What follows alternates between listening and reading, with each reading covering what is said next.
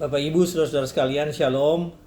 Pada hari ini saya ingin sharing tentang bagaimana membangun dan merawat, menjaga hubungan suami istri. Ya, suami istri dalam kehidupan Kristen, bagaimana kita menjaga itu, membangun itu supaya hubungan itu tetap ada, tetap langgeng, tetap menjadi berkat bagi kehidupan di dalam keluarga, bagi kehidupan di tengah-tengah lingkungan, dan tentu saja kehidupan di dalam gereja.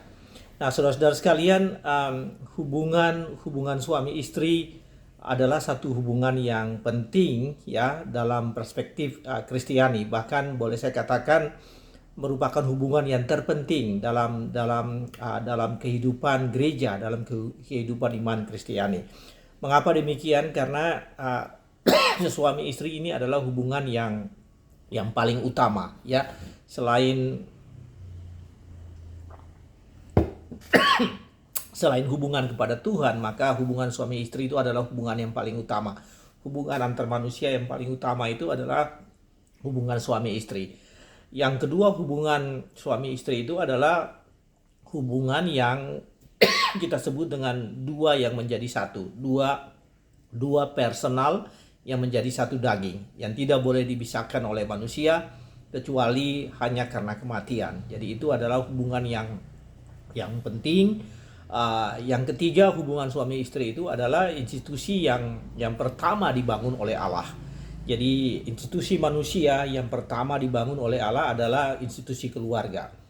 Dan karena itu merupakan sesuatu yang penting. Dan terakhir, hubungan suami istri itu adalah merupakan atau keluarga itu merupakan yang kita sebut dengan the smallest church, gereja yang terkecil, yang anggotanya minimum terdiri dari 2 orang, dan itu adalah suami dan istri, di mana mereka berdua bisa beribadah bersama-sama, bisa datang pada Tuhan, bisa memuji Tuhan, bisa belajar firman Tuhan, dan karena itu disebut sebagai congregation yang pertama, yang paling kecil ya, the smallest church atau the smallest congregation. Nah, saudara-saudara sekalian, pada hari ini kita ingin melihat bagaimana hubungan suami istri itu harus dipelihara atau dijaga atau dikembangkan ya, dipertahankan sebagai salah satu institusi yang diutus Tuhan berada di tengah-tengah dunia ini, dan sebagai yang disebut dengan the smallest congregation atau the smallest church, bagaimana gereja yang terkecil ini harus berperan di tengah-tengah dunia ini. Saya ingin kita membaca dari surat Paulus kepada jemaat di Efesus, yaitu Efesus pasal 5 ayatnya yang ke-22 sampai ayatnya yang 32 ya. Jadi Efesus 5 ayat 22 sampai 33 yang berdasarkan Alkitab terjemahan baru versi pertama ya, bunyinya demikian. Kasih Kristus adalah dasar hidup suami istri. Hai istri, tunduklah kepada suamimu seperti kepada Tuhan, karena suami adalah kepala istri, sama seperti Kristus adalah kepala jemaat. Dialah yang menyelamatkan tubuh. Karena itu sebagaimana jemaat tunduk kepada Kristus, demikian jugalah istri kepada suami dalam segala sesuatu. Hai suami, kasihilah istrimu sebagaimana Kristus telah mengasihi jemaat dan telah menyerahkan dirinya baginya, untuk menguduskannya sesudah ia menyucikannya dengan memandikannya dengan air dan firman, supaya dengan demikian ia menempatkan jemaat di hadapan dirinya dengan cemerlang, tanpa cacat atau kerut atau yang serupa itu, tetapi supaya jemaat kudus dan tidak bercela. Demikian juga suami harus mengasihi istrinya sama seperti tubuhnya sendiri. Siapa yang mengasihi istrinya mengasihi dirinya sendiri. Sebab tidak pernah orang membenci tubuhnya sendiri, tetapi mengasuhnya dan merawatinya, sama seperti Kristus terhadap jemaat. Karena kita adalah anggota tubuhnya. Sebab itu laki-laki akan meninggalkan ayahnya dan ibunya dan bersatu dengan istrinya, sehingga keduanya itu menjadi satu daging. Rahasia ini besar, tetapi yang aku maksudkan ialah hubungan Kristus dan jemaat. Bagaimanapun juga, bagi kamu masing-masing berlaku, kasihilah istrimu seperti dirimu sendiri, dan istri hendaklah menghormati suaminya. Bapak Ibu saudara-saudara sekalian, bacaan kita ini ada tiga hal yang penting yang merupakan pesan dari perikop ini kepada kita. Hal yang pertama yaitu bahwa hubungan suami istri itu harus dibangun dengan merujuk atau berorientasi pada Kristus sebagai dasar atau fondasinya, ya. Jadi sekali lagi ayat perikop ini ingin mengatakan bahwa hubungan suami istri itu harus berlandaskan atau berbasis pada Kristus, ya, atau merujuk pada kasih dan kesetiaan Kristus kepada jemaatnya. Itu poin pertama dari bacaan kita ini. Saudara, kalau Anda baca dari ayat 22, Efesus pasal 5 ayat 22 sampai 33 ini, ada 11 kali frasa yang menyatakan Kristus atau yang serupa, ya, kata-kata atau frasa yang serupa yang menggambarkan bahwa Kristus harus menjadi referensi atau menjadi rujukan di dalam hubungan suami istri. Sekali lagi, kalau Anda baca dengan teliti, Anda akan menemukan bahwa dari ayat 22 sampai 33 ini ada 11 kali ditekankan oleh Paulus bahwa Kristus harus menjadi rujukan, harus menjadi referensi hubungan suami istri. Nah, Bapak Ibu saudara-saudara sekalian, intinya bahwa seperti Kristus atau sebagaimana Kristus mengasihi jemaat, demikian pula suami harus mengasihi istri, dan sebaliknya, sebagaimana jemaat mengasihi kepada Kristus, demikian pula istri harus mengasihi kepada suami. Nah, di dalam surat ini, Bapak Ibu, di dalam perikop ini, Paulus menggunakan gaya bahasa tamsil atau ibarat, ya, untuk menggambarkan bagaimana kasih antara suami istri itu, ya, dan kasih antara suami istri itu diibaratkan sebagai kasih antara Kristus kepada jemaat. Saya ingin menunjukkan ayat-ayat itu kepada Anda semua. Yang pertama di dalam ayat 23. Ayat 23 itu mengatakan demikian. Karena suami adalah kepala istri sama seperti Kristus adalah kepala jemaat. Jadi kata yang digunakan di sini, tamsil atau ibarat yang digunakan di sini adalah sama seperti. Sama seperti Kristus adalah kepala jemaat, maka suami adalah kepala istri. Kemudian ayat 24 kata yang digunakan adalah sebagaimana. Kalau pada ayat 23 tadi kata yang digunakan adalah sama seperti, maka pada ayat 24 kata yang digunakan adalah sebagaimana. Nah, bunyinya demikian.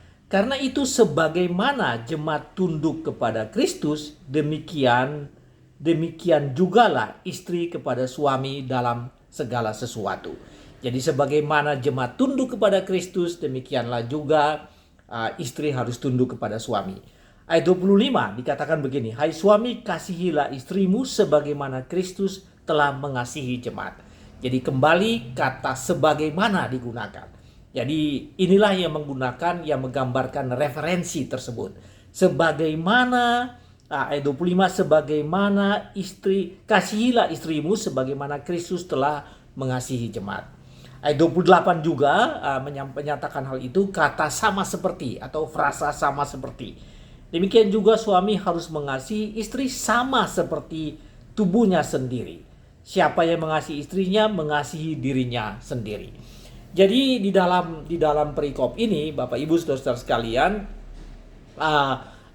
kasih Kristus kepada jemaat, hubungan Kristus kepada jemaat, dan kesetiaan jemaat kepada Kristus dan hubungan jemaat dengan Kristus digunakan sebagai rujukan atau referensi Paulus di dalam menggambarkan hubungan antara suami istri. Dengan kata lain, Bapak Ibu saudara-saudara sekalian, ini menggambarkan apa yang disebut dengan Christ Center Family, keluarga yang berpusatkan Kristus. Bapak Ibu, di dunia ini pada saat ini ada begitu banyak organisasi yang disebut dengan Christ Center Organization. Ada lebih dari 1.200 organisasi di dunia ini, ya apakah itu dia perusahaan, apakah dia itu selain gereja ya, yang saya maksudkan adalah selain gereja. Jadi semacam perusahaan ataukah dia organisasi-organisasi seperti NGO ya, non governmental organization atau LSM ya, semacam itu. Jumlahnya di seluruh dunia ini ada setidaknya 1.200 organisasi yang disebut dengan Christ Center Organization. Nah, seorang scholar, seorang ahli yang bernama Kathy Tup. Kathy Tup ini pada tahun 2023 ini dalam satu jurnal yaitu Christian Relief Development and Advocacy, yaitu nama jurnalnya. Kathy Tup mengatakan bahwa organisasi-organisasi yang disebut dengan Christ Center NGO, bahkan Christ Center International NGO begitu berkembang dan melakukan pelayanan berbarengan dengan pelayanan-pelayanan yang dilakukan oleh gereja.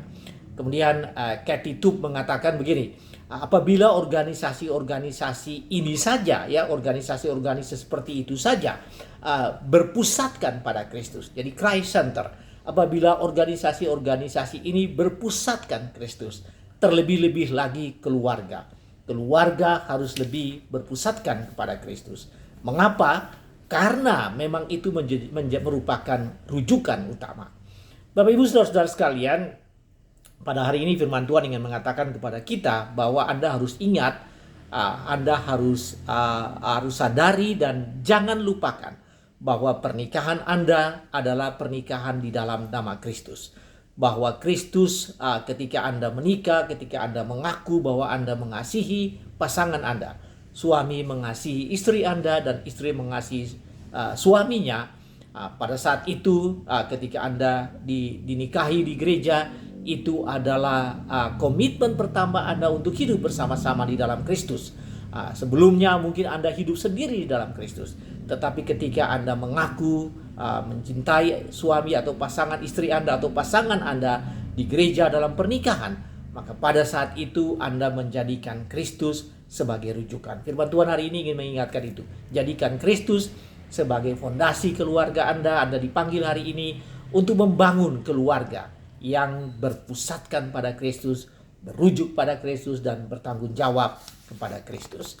Bapak Ibu Saudaraku, itu adalah pesan pertama atau hal pertama bagaimana kita harus membangun apa yang disebut dengan Christ Center Family atau keluarga yang berpusatkan Kristus. Dengan cara apa? Dengan merujuk kepada kasih Kristus, merujuk pada hubungan Kristus dengan jemaatnya.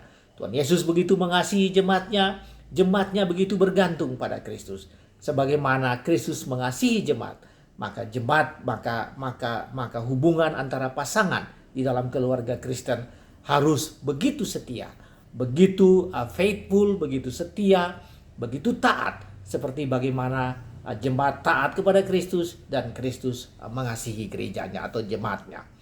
Itu adalah hal yang pertama. Bapak Ibu, hal yang kedua, ketika Anda telah berpusatkan atau merujuk atau menjadi patokan, menjadi kiblat Kristus sebagai fondasi atau basis keluarga Anda, maka apa tindakan-tindakan nyata apa yang harus Anda lakukan, yang disampaikan, yang dituntut dari Anda ya sebagai pasangan suami istri. Nah, saudara, tindakan-tindakan itu kita bisa lihat dari perikop kita tadi ini ya. Jadi perikop ini dikatakan begini, hai istri, tunduklah kepada suamimu.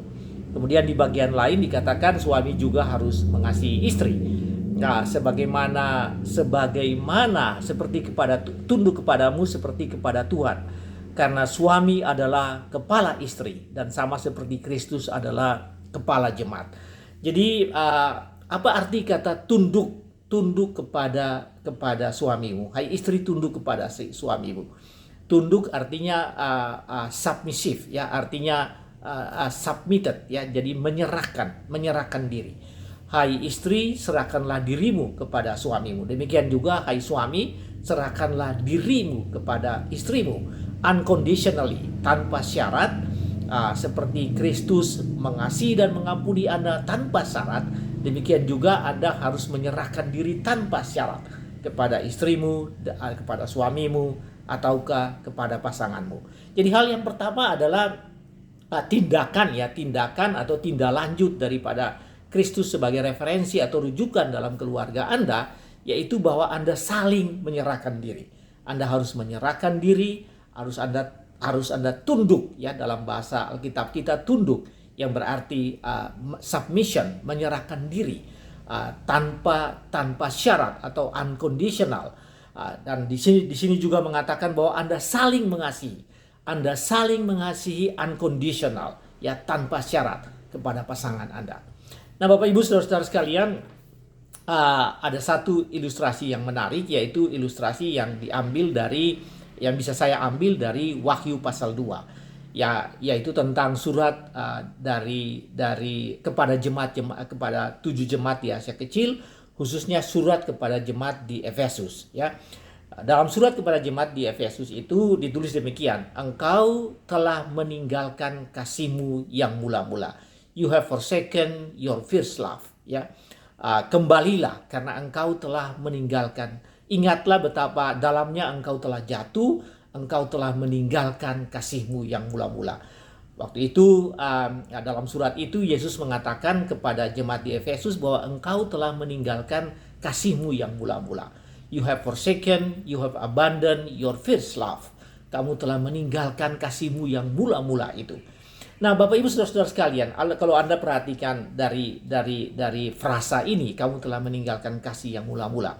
Efesus pada awalnya tidak mengenal Kristus. Mereka tidak mengenal Kristus. Mereka adalah orang-orang yang terdiri dari jemaat satu kosmopolitan, ya, atau metropolitan. Efesus pada saat itu satu kota yang besar pada zamannya, di mana begitu banyak ajaran, dan salah satunya jemaat Kristen berkembang di sana. Jadi terdiri dari jemaat-jemaat yang berasal dari Yahudi dan bukan berasal dari Yahudi.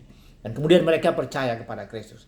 Tapi saudara perhatikan apa yang ditulis Yohanes, yang Tuhan perintahkan, yang Tuhan minta supaya disurati, ya, bahwa jemaat Efesus ini harus disurati dan menyampaikan kepada jemaat di Efesus bahwa mereka ini adalah pada awalnya tidak mengenal Kristus, tapi kemudian mereka mengenal Kristus. Dan ketika mereka mengenal Yesus, Yesus menganggap itu sebagai the first love, ya, the first love. Tetapi engkau telah meninggalkan kasihmu yang mula-mula. Mereka dulu mencintai orang lain, tapi kemudian mereka mencintai Kristus, mereka mengasihi Kristus, dan kemudian mereka cenderung meninggalkan Kristus. Karena itu surat itu mengatakan bahwa kamu ingat betapa dalam engkau telah jatuh, engkau telah meninggalkan kasihmu yang mula-mula. Engkau telah meninggalkan kasih yang mula-mula itu, the first love atau the only love atau the final love, ya. Kasih yang satu-satunya, kasih yang terakhir, ya, yang ada merupakan hubungan antara jemaat Efesus dengan Tuhan, ya. Jemaat Efesus dengan Tuhan punya hubungan itu, dan hubungan itu dianggap sebagai kasih yang mula-mula. Bapak Ibu Saudara-saudara sekalian, ini menggambarkan, ya, ini menggambarkan atau menjadi gambaran bagi kita bahwa ketika Anda menjadi suami istri, ya, berpasangan dalam suami istri, maka mengasihi, ya, saling tunduk satu sama yang lain, saling mengasihi dan saling menyerahkan diri satu sama yang lain, itu adalah wujud dari apa yang disebut dengan kasih yang mula-mula atau the first love, yang dulunya tidak ada, ya, yang dulunya itu tidak terwujud dalam kehidupan itu. Namun ketika menjadi satu sebagai suami istri, maka itu disatukan, maka itu ada, ya, itu lahir karena hubungan di dalam Kristus. Dan karena itu harus dijaga, itu harus dipertahankan. Bapak Ibu Saudara sekalian, apa artinya bagi kita? Artinya bahwa kasihilah suami Anda dan istri Anda unconditionally, tanpa syarat, seperti Tuhan mengasihi gereja. Dan jangan sampai kasih yang mula-mula itu hilang, ya. The first love, the final love, the only love yang harus ada di dalam hubungan suami istri sampai hilang. Itu tidak boleh hilang, dan karena itu Anda harus menjaga itu dengan cara apa? dengan cara seperti dikatakan di sini, mengasihi tanpa syarat. Suami mengasihi istri Anda sebagai suatu wujud kasih yang mula-mula. Dan final love, the first love, tapi juga adalah final love and the only love, dan hanya satu-satunya kasih. Pertahankan itu, wujudkan itu dalam kehidupan keluargamu. Karena apa? Karena yang menjadi rujukan adalah kasih Kristus kepada gereja, kasih Kristus kepada jemaat, kasih jemaat kepada Kristus. Dan itu menjadi rujukan dan diwujudkan dalam kehidupan Anda, yaitu bahwa Anda mengasihi pasangan Anda dengan sungguh-sungguh. Nah, menjaga kasih itu dan memelihara kasih itu di dalam hubungan suami istri. Yang ketiga, Bapak Ibu, atau yang terakhir, bagaimana sih hubungan suami istri harus, ini prinsip-prinsip yang tadi saya katakan. Pertama dan kedua itu adalah prinsip-prinsip yang kita harus pertahankan, kita harus jaga, dan kita harus gunakan. Dan yang ketiga adalah hubungan suami istri adalah hubungan yang saling merawat dan memelihara iman. Ya, ini sangat penting, Bapak Ibu, sebagai satu keluarga Kristen, sebagai pasangan Kristen. Maka hubungan di samping tadi, ya, dua prinsip yang pertama yang tadi saya sudah uraikan. Prinsip yang ketiga yaitu bahwa suami istri harus saling merawat dan memelihara iman di dalam Tuhan Yesus Kristus. Dengan kata lain begini, bahwa hubungan itu akan baik, hubungan itu akan berjalan dengan baik apabila suami istri ini tetap menjaga hubungannya di dalam Kristus, dan kemudian dua-duanya saling menjaga, memelihara iman mereka. Iman mereka harus semakin berkembang, semakin bertumbuh, semakin dewasa. Dengan demikian maka hubungan suami istri itu akan semakin terpelihara. Saya ingin membacakan ayat 26 ya dari bacaan kita tadi yang menggambarkan hal itu. Saudara, ini sangat luar biasa ya. Saya baca dari ayat 25. Ayat 25 mengatakan begini: "Hai suami, kasihilah istrimu sebagaimana Kristus telah mengasihi jemaat dan telah menyerahkan dirinya baginya untuk menguduskannya." Dan telah menyerahkan dirinya, ya, bagi Kristus yang menyerahkan dirinya bagi jemaat untuk menguduskan jemaat sesudah ia menyucikannya dengan memandikannya dengan air dan firman, supaya dengan demikian ia menempatkan jemaat di hadapan dirinya dengan cemerlang, tanpa cacat atau kerut atau yang serupa itu, tetapi supaya jemaat kudus dan tidak bercela. Bapak Ibu, sekali lagi ini adalah ilustrasi. Begitu kasihnya, mengasihinya, begitu besarnya kasih Kristus kepada jemaat, sehingga apa yang dilakukan di sini, apa yang dilakukan oleh Kristus ini, yang menjadi tadi saya sebutkan contoh, ilustrasi atau menjadi rujukan bagi hubungan antara suami istri. Di sini yang dikatakan di sini yaitu bahwa Kristus memandikan, menguduskan jemaat, menyucikan jemaat, dan memandikan jemaat dengan firman. Saya sangat senang dengan ayat ini, karena ayat ini mengatakan menguduskan, menyucikan, dan memandikan jemaat dengan firman. Dengan kata lain, Bapak Ibu, supaya bertumbuh iman, supaya bertahan hubungan suami istri itu, maka suami istri itu harus mandi dengan firman, harus diguyuri dengan firman, harus bertumbuh dalam firman, dan itu harus bersama-sama, ya. Di sini lebih pas dikatakan begini: suami bertanggung jawab untuk memandikan keluarganya dengan firman, memelihara dengan firman, menyucikan dan memandikannya dengan firman. Dengan kata lain, bahwa suami dan istri harus bertumbuh sama-sama di dalam iman, karena firman Tuhan itu yang menyucikan, firman Tuhan yang menyegarkan, dan firman Tuhan yang hidup di dalam keluarganya, sehingga mereka semakin hari semakin baik, semakin dewasa di dalam firman. Dengan kata lain, bahwa ini harus berjalan bersama-sama. Suami dan istri harus semakin dewasa, semakin tumbuh di dalam iman, semakin mengenal firman Tuhan, semakin mengasihi firman Tuhan, semakin mencintai firman Tuhan, semakin memahami firman Tuhan, dan mengandalkan firman Tuhan di dalam kehidupan mereka. Saudara-saudara sekalian, seringkali saya menggunakan mobil, ya, dan seringkali saya harus bawa mobil saya ke bengkel dalam rangka balancing antara ban kiri dan ban kanan, ya. Jadi balancing supaya bannya mobilnya itu mantap ya, dan ketika dalam perjalanan yang jauh maka tidak ada masalah. Dan balancing mobil itu harus dilakukan terus-menerus.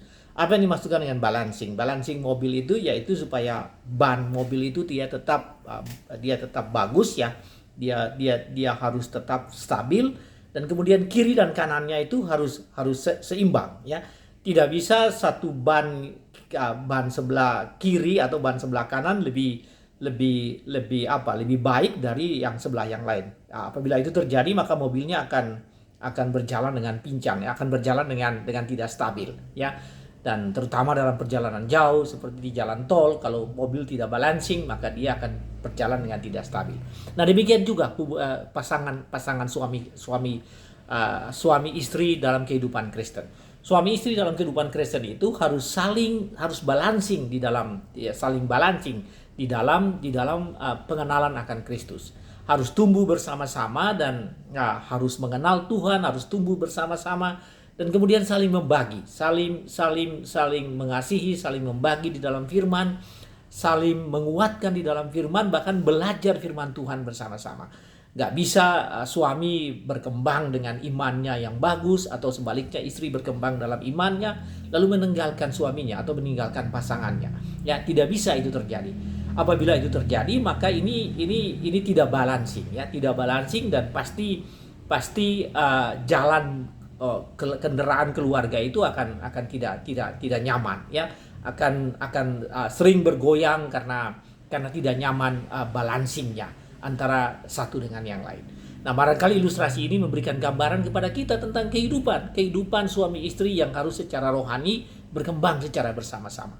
Istri dan suami harus tumbuh secara bersama-sama dalam rohani, berkembang bersama-sama di dalam pengenalan akan Tuhan. Ya, suami mempunyai tanggung jawab untuk membawa ajaran firman Tuhan itu dalam keluarga. Sebaliknya juga demikian, istri bertanggung jawab mengingatkan suaminya dan bahkan mengajak supaya keduanya hidup bersama-sama, bahkan seluruh di dalam keluarga, termasuk anggota-anggota keluarga yang lain, anak-anaknya dan cucu-cucunya bertumbuh dengan baik di dalam firman Tuhan.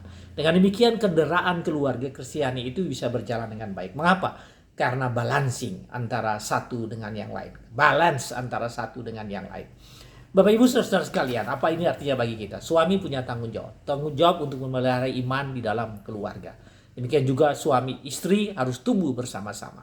Hari ini apabila Anda tidak memperhatikan itu dalam keluarga Anda, maka Anda harus mengembalikan itu.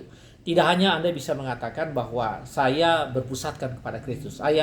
Keluarga saya ini adalah keluarga yang Christ center family. Ya, saya berpusatkan pada Kristus.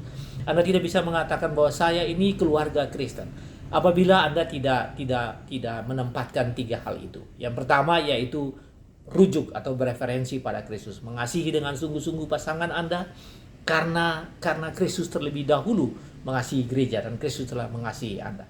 Yang kedua yaitu bahwa Anda mewujudkan itu ya di dalam saling mengasihi unconditionally, tanpa syarat, saling mengasihi, saling menyerahkan diri bagaimanapun keadaan Anda. Harus saling memberi, itu harus ada dalam kehidupan keluarga. Implementasinya dalam berbagai hal, tapi prinsipnya yaitu Anda saling menyerahkan diri Anda dan kemudian Anda saling mengasihi ya, seperti dikatakan dalam firman tadi, tanpa syarat, tanpa celah.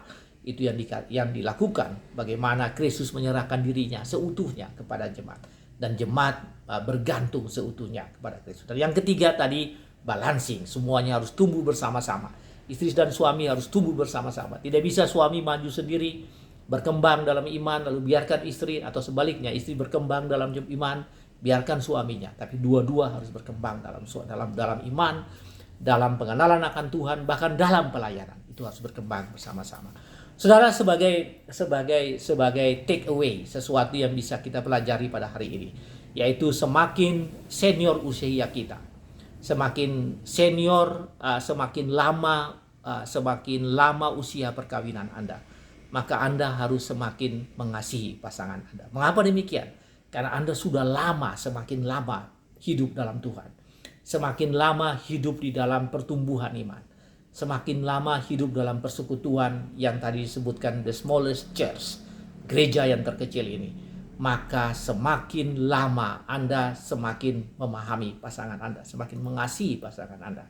Jadi semakin senior usia Anda, semakin dewasa dalam iman, bukan sebaliknya, semakin kurang semakin kurang rasa kasih Anda itu dan cinta kasih Anda itu kepada pasangan Anda. Justru sebaliknya, harus semakin bertambah, semakin mengasihi pasangan Anda. Tuhan berkati saudara sekalian. Amin.